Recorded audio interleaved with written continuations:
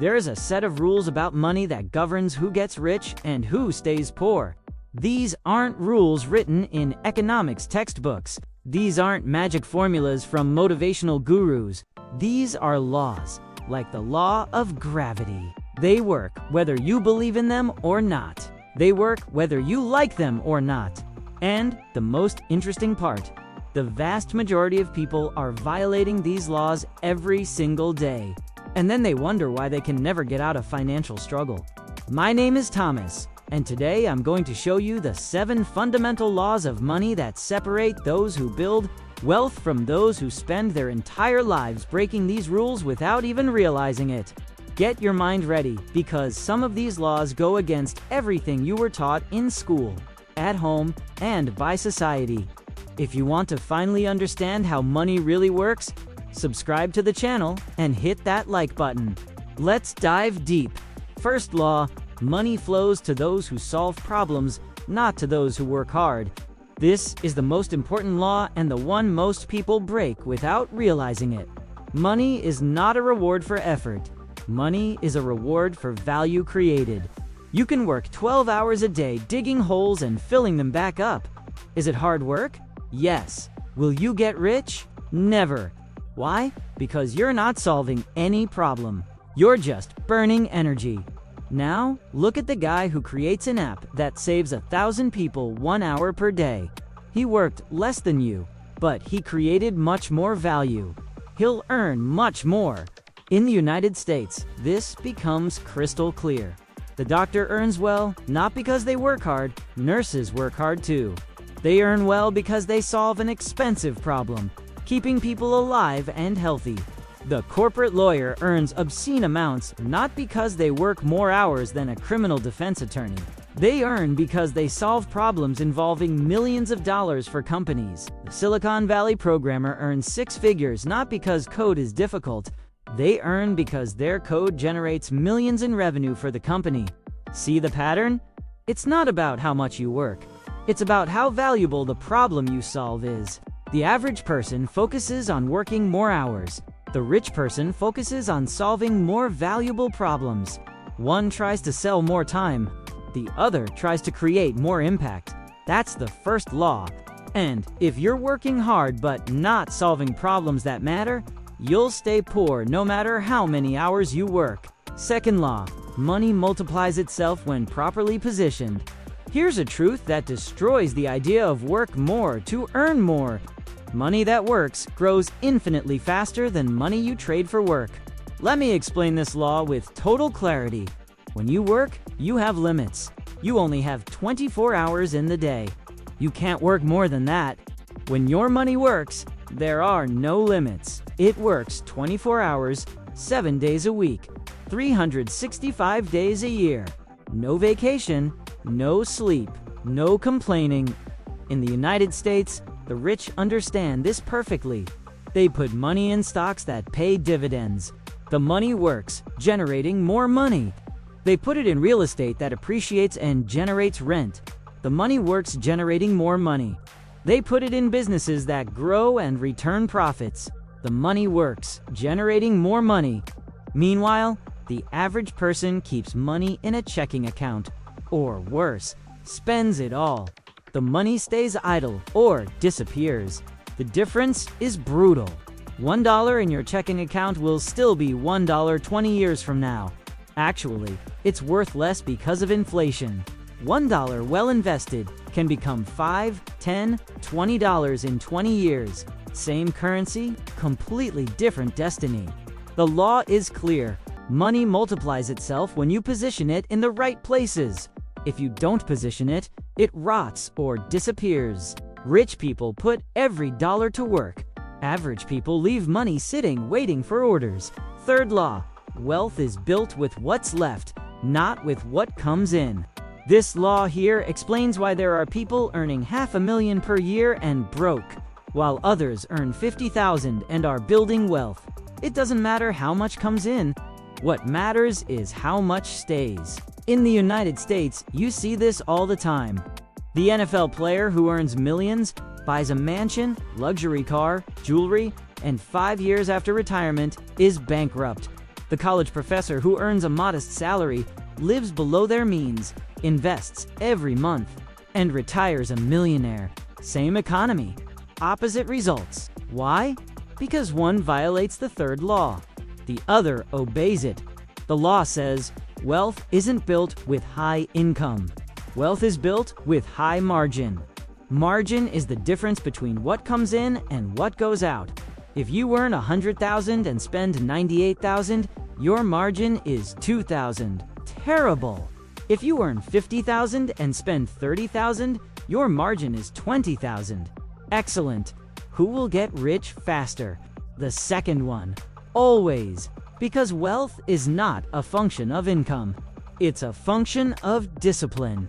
The average person increases their lifestyle along with income, earns more, spends more. Result: zero wealth. The rich person keeps their lifestyle constant while income increases. The difference all goes to investment. It's simple math, but most people ignore it. You can earn as much as you want. If you spend it all, you'll never have anything. Fourth law: money follows attention and intention. This law seems mystical, but it's totally practical. Money goes where you direct your attention and energy.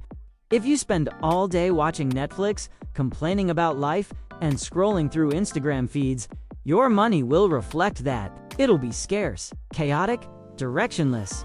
If you spend the day focused on creating value, learning valuable skills, building strategic connections, your money will reflect that. It'll grow, multiply, flow. In the United States, look at where the rich put their attention. They study markets. They analyze opportunities. They cultivate valuable relationships. They develop expertise. And the money follows that attention. Meanwhile, the average person puts attention on entertainment, gossip, distraction, complaints.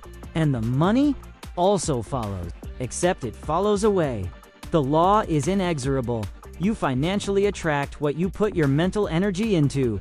If you want to change your financial situation, first change where you put your attention. Stop consuming garbage. Start consuming content that educates about money. Stop complaining. Start creating solutions. Stop spending time with people who drag you down. Start investing time with people who elevate you. Your money will follow this shift in attention. It's law. Fifth law: the velocity of money determines total wealth. This one is technical, but extremely powerful when you understand it. It's not just about how much money you have. It's about how many times that money generates returns. Let me illustrate with a clear American example. Person A has $100,000 invested. It yields 10% per year. Return: $10,000 per year. Person B has $100,000. Uses it as a down payment to buy a $500,000 property. Rents it out. Pays mortgage with rent. Property appreciates 10%. Return: $50,000 per year. Same initial capital. 5 times greater return. Why? Because person B increased the velocity of money. Their money worked 5 times faster. This is leverage. And in the United States, the rich use this religiously. They don't leave money sitting. They make money circulate, generating multiple returns. They buy property, rent it, take an equity loan, buy another property, rent it, refinance, buy more. The same money generated returns 3, 4, 5 times.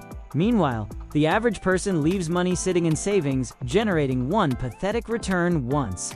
The law is clear. Increase the velocity at which your money circulates, generating returns, and you multiply wealth exponentially. Idle money is dead money. Money circulating intelligently is money that multiplies. Sixth law: protection comes before growth. This law here, most people learn too late, usually after losing everything. It's no oxide us building wealth if you don't protect it. In the United States, this is taken very seriously by the rich. They have robust insurance: life, health, property, liability. They have legal structures, LLCs, trusts, corporations that protect personal assets. They have solid contracts, everything documented, everything legally protected. Why? because they know that one bad event can destroy decades of wealth building. An expensive illness without insurance? Bankruptcy? A lawsuit without protection? Lose everything. A dishonest partner without a contract? Goodbye assets. The average person completely ignores this. They think it won't happen to me. Until it does. Then, when it happens, they discover they have no protection at all. And they lose everything it took years to build. The law is relentless. Protect before you grow. Because growth without protection is a sandcastle waiting for a wave. You don't need to be paranoid, but you need to be prudent. Insurance isn't an expense. It's an investment in asset protection. Legal structure isn't a luxury.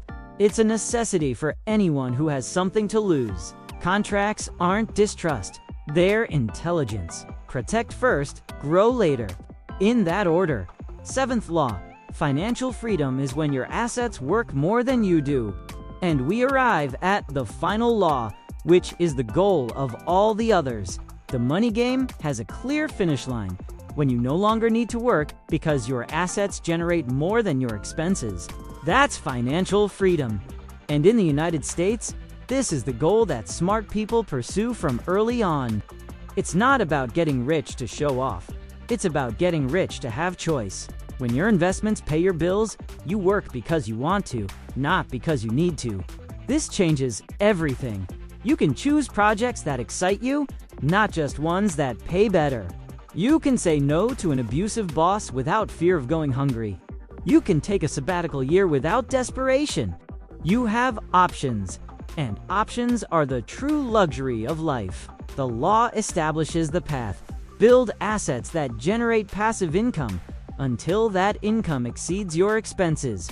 It can be through real estate that generates rent, stocks that pay dividends, businesses that run without you, intellectual property royalties, anything that pays you without requiring your time. The average person works their entire life trading time for money. They never reach freedom. The rich person works intensely at the beginning building assets. Then the assets work for them. They reach freedom. It's a race. Whoever first reaches the line where passive income greater than expenses has won the game. After that, you play for fun, not for survival. Conclusion: the laws are impersonal, but the result is personal. So recapping the 7 fundamental laws of money. First, money flows to those who solve problems, not to those who work hard. Second, money multiplies itself when properly positioned. Third, wealth is built with what's left, not with what comes in. Fourth, money follows attention and intention. 50H, the velocity of money determines total wealth. Sixth, protection comes before growth. Seventh, financial freedom is when your assets work more than you do. These aren't suggestions. These are laws. They work regardless of whether you know them or not, regardless of whether you like them or not. Like gravity, you can ignore it, but if you jump off a building, you'll fall anyway. The difference is that rich people know these laws and work with them. Average people ignore these laws and work against them. Then they wonder why they work so much and don't move forward. Simple. You can't violate natural law and expect good results. In the United States, those who get rich understand this game. Those who stay poor don't even know they're playing. Now you know. The question is, what are you going to do with this knowledge? Will you continue violating the laws and expecting different results? Or will you align your financial life with these laws and let them work in your favor? Because the laws don't change, but you can. And when you change, your results change with you. If this video clarified something for you, share it with someone who's struggling financially. It might be the breakthrough they needed. And subscribe to the channel for more content that reveals how money really works. No BS and no illusions. Comment below.